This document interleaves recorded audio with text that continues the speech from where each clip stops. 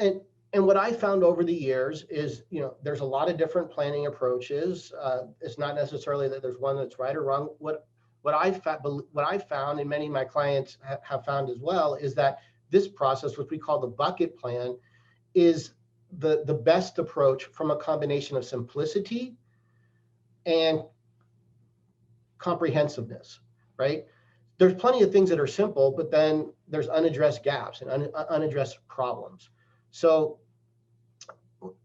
you'll see this image several times if it's not familiar with you or familiar to you, but I want to just drive briefly on why the simplicity of it. So we focus primarily in three core concepts. So what is your timeline around the money, right? You have these three buckets: the now, the soon, and the later, right? Generally, the now is the next year. The soon is years 2 through 10, maybe a little bit shorter if you're older. And then the later bucket is year 10 plus, or if we do years 2 through 5 in the soon, 6 plus in the later.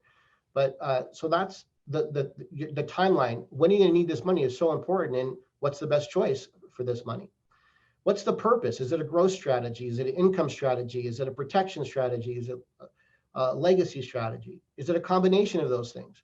And then, so important, what is your personal risk tolerance? Because if people get in above their head and they take more risk than they're comfortable with, which is often the case, that generally, it works fine when everything's working fine, but when you have negative cycles like December 2018, March 2020, it causes a lot of stress, it causes a lot of worry, it can cause them to make decisions they shouldn't make, cause them to, in some cases, lose their financial independence. And so if we know those things are coming, and I think anyone that's invested for more than 10 plus years should understand that those types of things regularly occur. So it shouldn't be a surprise when they occur.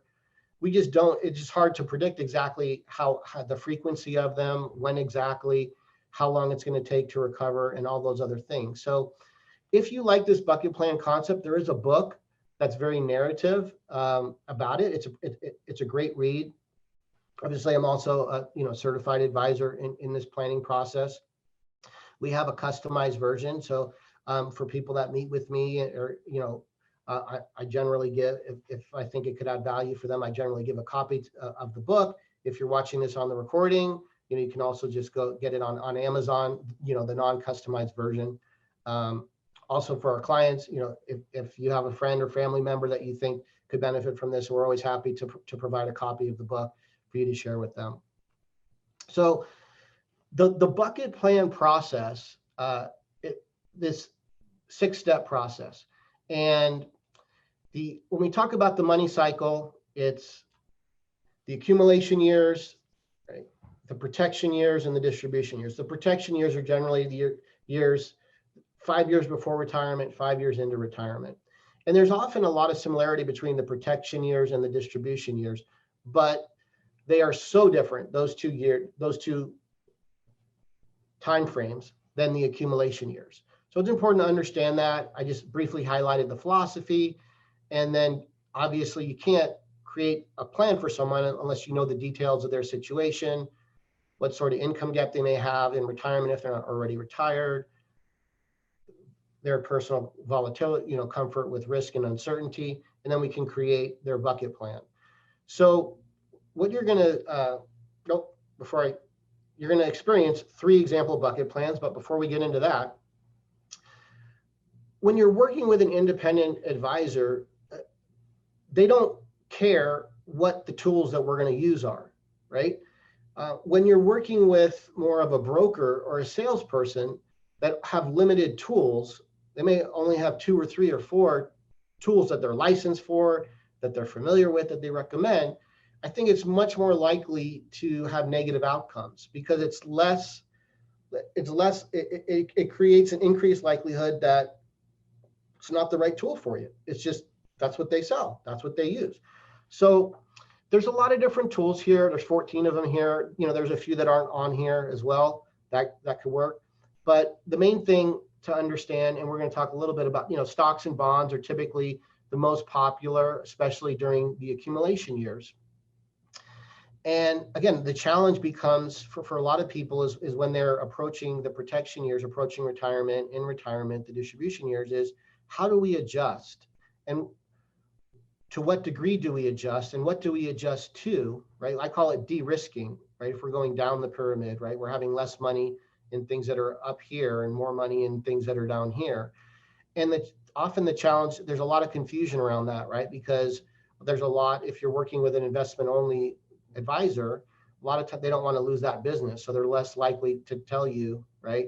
Hey, I think it's the right choice to reduce 20% of this and put it here, right? So if you're working with an advisor that works with multiple tools, they shouldn't care which tool is being utilized. They should care about making sure that you have the right tools for you. And so this is my process to help my clients do that.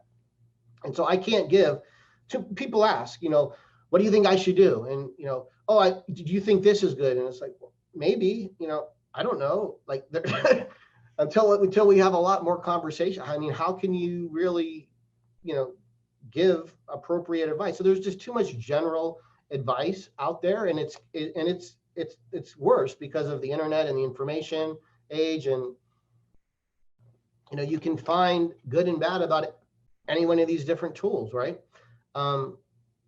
So number one, it's understanding someone's financial picture, factoring in their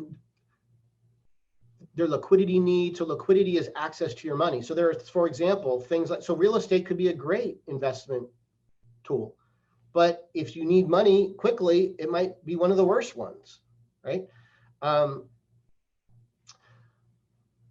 Goals, your investment objectives.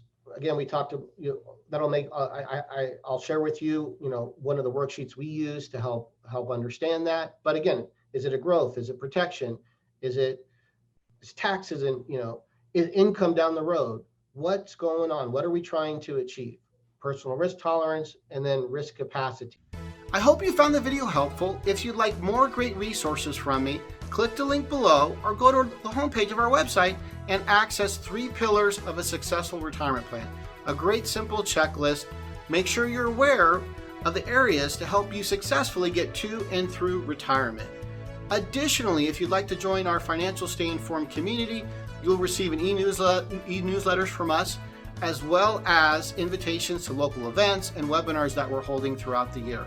Lastly, if you'd like to have a conversation with me individually, discuss working together potentially in a client advisory relationship, we offer virtual as well as in-person meetings.